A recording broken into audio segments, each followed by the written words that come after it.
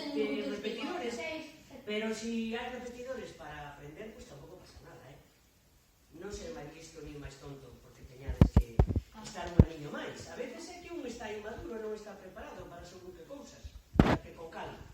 Eu, vamos a ver, teño 63 anos, podía ser a aboa, cando cheguei de vos allí, podía ser a aboa de calquera de vos.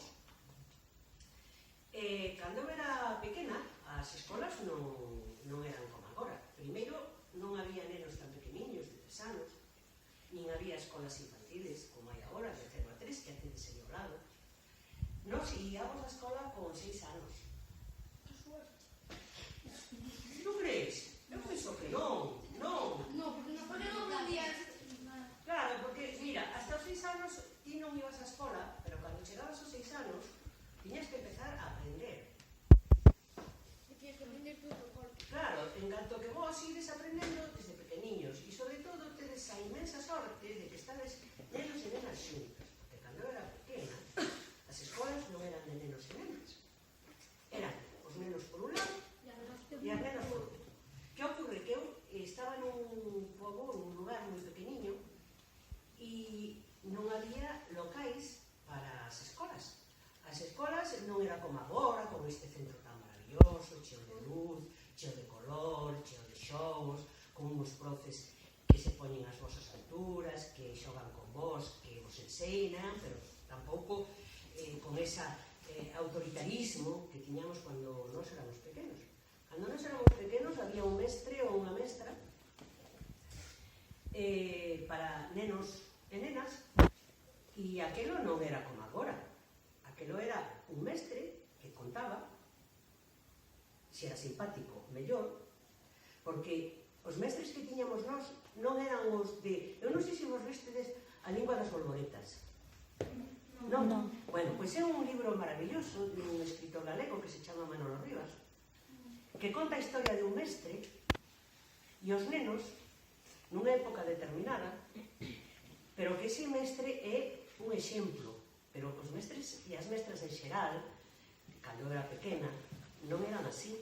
Eran persoas que se puñan ao frente da escola e che decían que era o que tiñes que facer e te enseñaban o que vos agora aprendedes de unha forma totalmente diferente. Contabanche a tabla. Sabedes como aprendíamos nos a tabla? Con canción, cantando. 1 por 1 es 1, 1 por 2 es 2, 1 por 3 es 3. Como unha peli tamén. E así hasta o 9. Non era como agora, nós non tiñamos tablets, non tiñamos ordenadores, nós tiñamos unha pizarra e vídeos tampouco.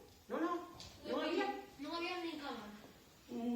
nada, había un pupitre de madeira, donde os había un pupitre de madeira que no medio tiña un buraquiño para que ti puxeras o tinteiro e nós escribíamos Con plumas. con plumín. Non coas plumas estas tan bonitas que a mellor lle veredes aos vosos pais, que é como un boli pero con un plumín. Non. Nós escribíamos con un pauciño de madeira que remataba nunha plumiña que nós mollábamos naquel tinteiro e logo escribíamos. E ollo, non podía caer ningún borrón, porque se caía algún borrón podía haber unha colleja. E agora, unha colleja de vez en cuando merecémola todos, vos e nós. Pero ali a colleja era verdadeira. Mucho fuerte. Ou os castigos. O con la regla. Ou os castigos. Que o mellor tiñas que pôr as mans así e Era dabache coa regla e doía. O sea, cambiaron afortunadamente moitas cousas. Nos aprendíamos todo de memoria. E tiñamos cada un de nós un pizarrín pequeno e un lápiz que non era un lápiz como os de agora, sino que era un lápiz de pizarra sobre que escribíamos, que borrábamos e utilizábamos sistemáticamente. Entonces non tiñades libreta, nin... Ao principio non, despois, máis adiante, transcurridos uns cuantos anos, xa íbamos tendo libretas, xa íbamos tendo lápices, xa íbamos tendo libros. Bolígrafos. O bolígrafo é moi atrás. Cando eu era pequena, bolígrafos non había. Algúnha persoa que tiña... Vos vos sabedes que agora se fala moito de que os nosos xoves teñen que emigrar e se teñen que ir a outros países, pois porque aquí hai dificultades para atopar emprego e, bueno, iso é unha gran desgracia porque se están perdendo os mellores talentos e iso non o debemos permitir. Pero cando eu era pequeniña emigrábase porque non había para comer, porque había que ir a buscar a América, pero non a América do Norte, que tamén, sino fundamentalmente a América do Sur, Uruguai e Argentina, para buscarse la vida, buscar para comer.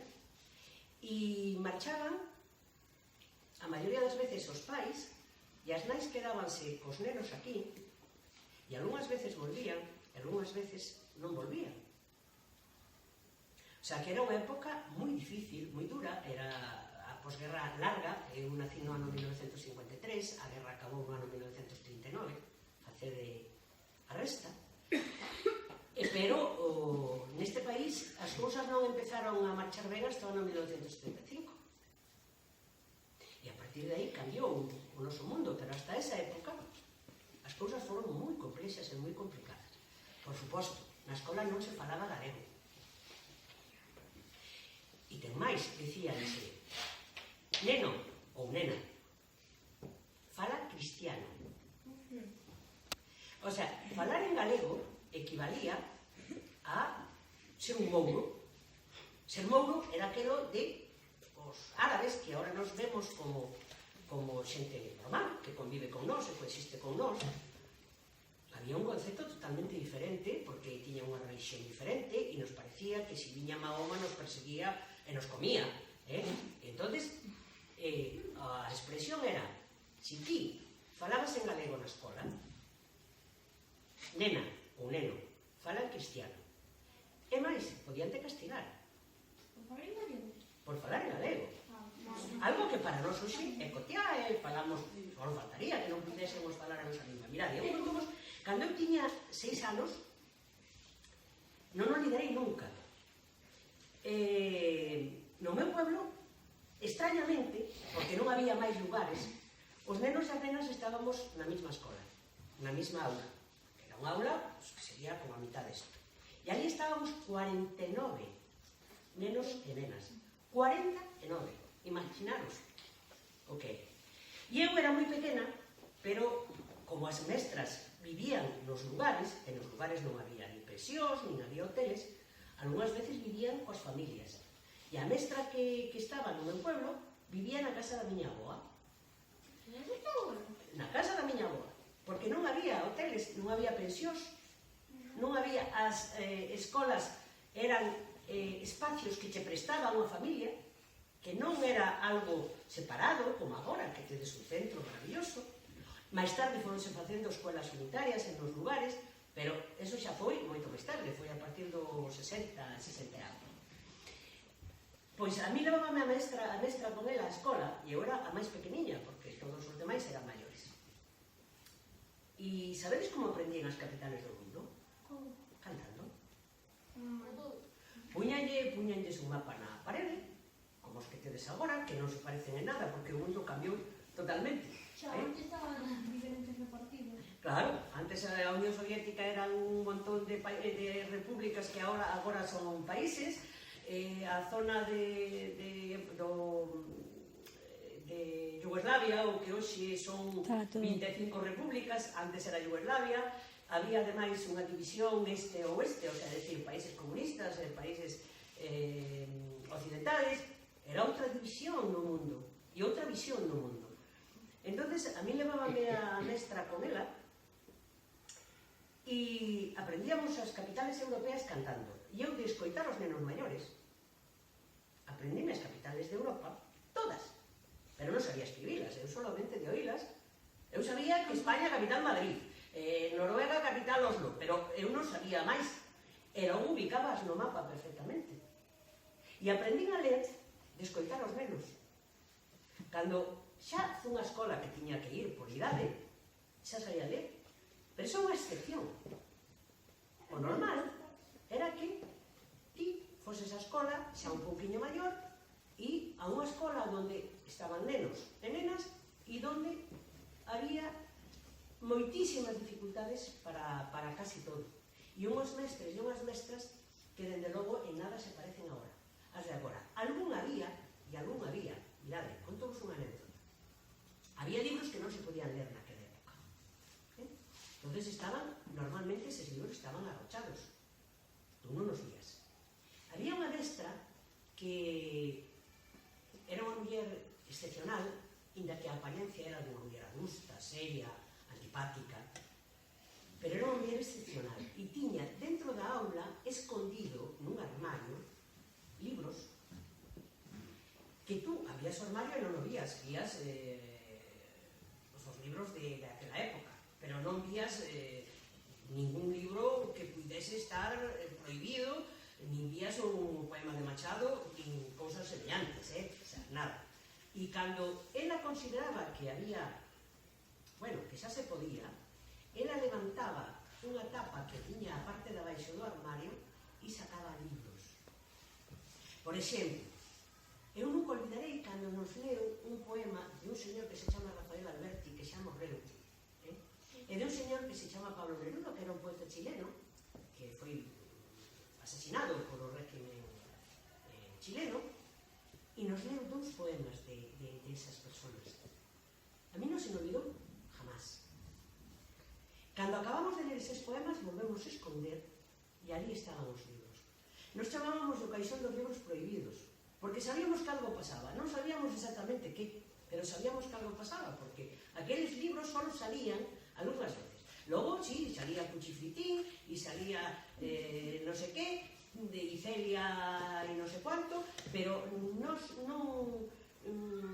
non tiñamos acceso a según que libros ou a según que formas de pensamento, como agora tedes. O sea, agora todos sabedes o que tedes de saber, o que hai no mundo, e naquela época non, e ademais non había televisión. Vos imaginadevos un mundo sin televisión? Sin teléfonos. Sin teléfono. Nin teléfono, e televisión tampouco. Entonces, cando xogábamos, a que xogábamos? Pois éramos un pouco brutos, porque xogábamos a tirarlle os paxaros. Chinas. Eso no, pero eso está mal. É que nós éramos moi brutos naquela época. Pero eso está mal, non se nos ocurramos cero. Vos tedes que imitar o que nos facíamos ben, non o que facíamos mal. E apuntaba de deber. Apuntábamos de quién tiña o ollo que donde puño o ollo tiña a bala. Eso estou arrepentida toda a miña vida porque adoro os animais. Pero bueno, era a época. Xogábamos a pelota e xogábamos cunha pelota de trapo que a miña avoa nos facía facendo bolas de trozos de tela que lle quedaban. Ela iba guardando esas telas, esos restos de telas, e iba sacando e nos facían as pelotas para xogar fantásticas. Xogábamos as tabas. Vos sabedes o que son as tabas? Pois as tabas son como uns huesiños de cordeiro que teñen unha forma determinada, e nós xogábamos a eso. Eran uns xogos moi sinxelos, pero moi participativos, porque tiñamos que estar ali pendentes deles. E logo había xogos de nenas e xogos de nenos. Pero eso me parece que tamén pasa ahora, porque os nenos xogades o fútbol e as nenas non. Si, a Natalia xoga. Pero solo unha. E todas as demais? Non queren. Bueno, a veces a Gisela xoga. Bueno, nós xogábamos a xogos de nenas e xogos de nenas e de nenos. Pero había algunhas nenas e algúns nenos que éramos un pouco rebeldotes, xa de pequenos. Entonces xogábamos todos xuntos e compartíamos o pouco que tiñamos, que eran xogos moi elementales. Por exemplo, os xogos de madeira, que vos agora tedes inmensidade de xogos de madeira, nós, os xogos de madeira, tiñamos os que nos facían o mellor na nosa casa. E eu, por exemplo, levaba a escola xoguetes que me facía o meu tío. O meu tío sentábase comigo pola noite e me facía xoguetes, coches, carritos, serras, todo tipo de figuras. Sabedes con que? A ver, pensade con que se pode facer. Con madeira. Pois non, Con frutas. con cabezas de nabos. Tío. Con cabezas de nabos. Vos nunca vistedes nabos? Sí. Bueno, pois coas cabezas de nabos grandotas nos facían todo ese tipo de xogos. E logo depois eu levaba e xogábamos con eles. Claro, desfacíanse rapidamente, porque eso era todo perecedero, pero pasábamoslo maravillosamente ben. Disfrutábamos moitísimo. Outra das cousas que solíamos facer era xogar a escondite, que eso tamén o facedes vos. Sí. Xogábamos a comba, pero non con estas cordas que ahora tedes vos, que teñen un mango en cada extremo, e tal. Nos non tiñamos eso. Nos xogábamos eso con unha corda normal. Nas terras as pampas. Eu tamén, como non quería comprar unha comba destas, pois colla as cordas que tiña na palleira, como eran demasiado pequenas atabas, e xogaba con esas combas. Perfecto, pois nos...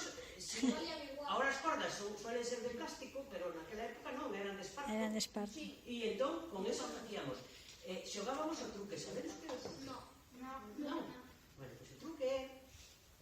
Tú marcas no chance e fas unha serie de casillas, e logo tiras... Que será patacofa. A patacoxa se chamades agora, bueno, non chamábamos o truque.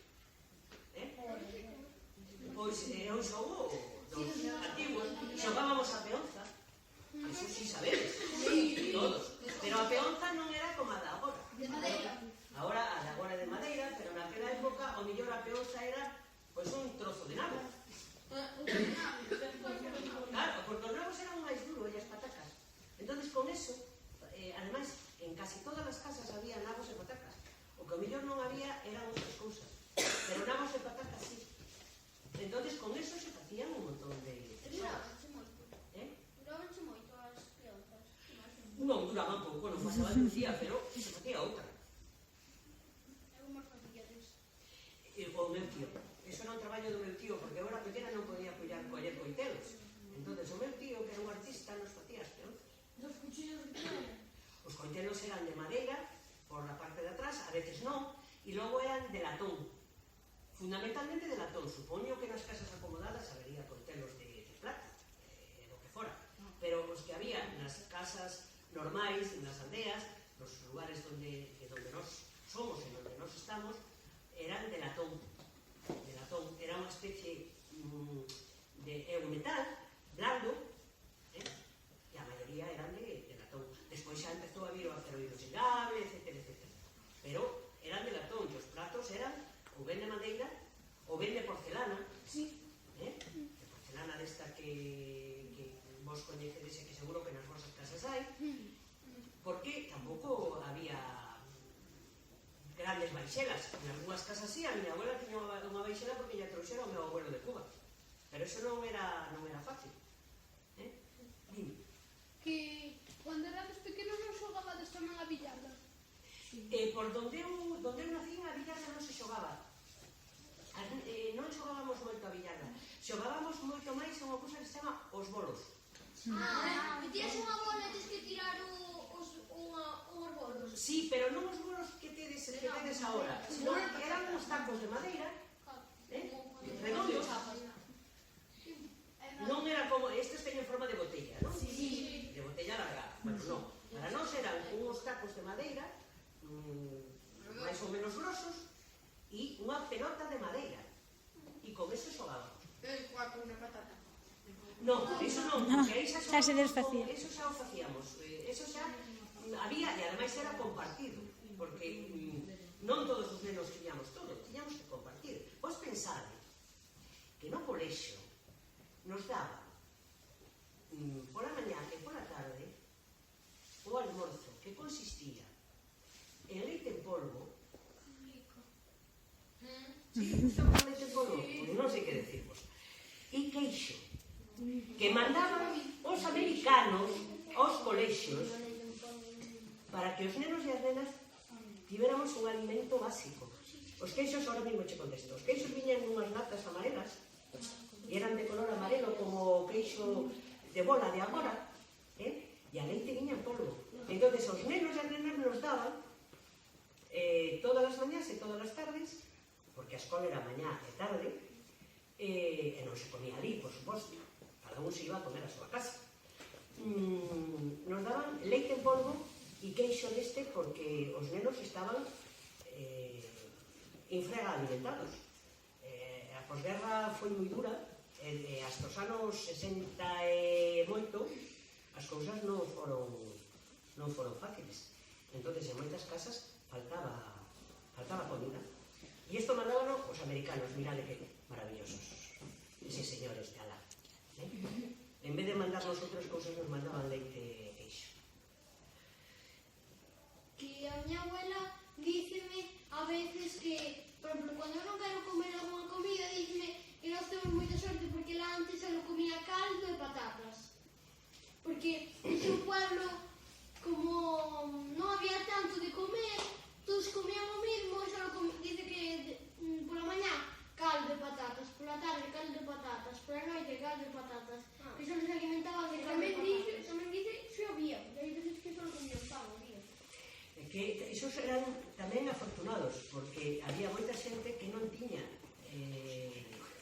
Hai que pensar que en Galiza temos unha ventaxa que, primeiro, a guerra non foi tan dura como pudo ser, por exemplo, na parte de Levante, ou na parte de Cataluña, ou na parte de Aragón, pero, e que ademais todo o mundo tiña o seu minifundio, todo o mundo ten a súa hortiña e tiña os seus pequenos animales de granxa para poder compartir e demais, e a fame non foi tan brutal como noutros sitios, pero claro, comer caldo e comer patacas era o normal, e comer huevos eso xa era genial, e un polo non che